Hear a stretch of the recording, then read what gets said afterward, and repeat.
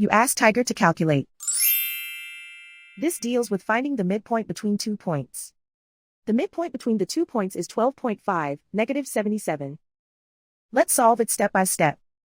Plot the 2 points and calculate the midpoint using the formula.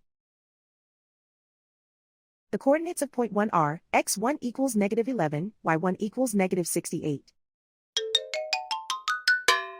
The coordinates of point 2 are, x2 equals 36, y2 equals -86. PM represents the midpoint of the 2 points.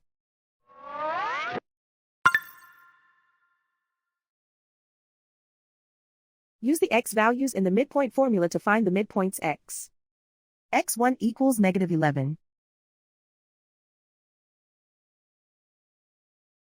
x2 equals 36. Simplify the arithmetic.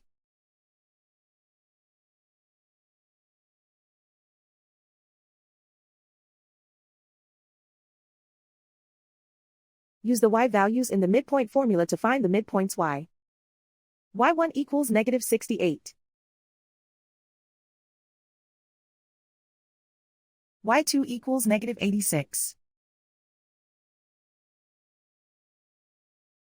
Simplify the arithmetic.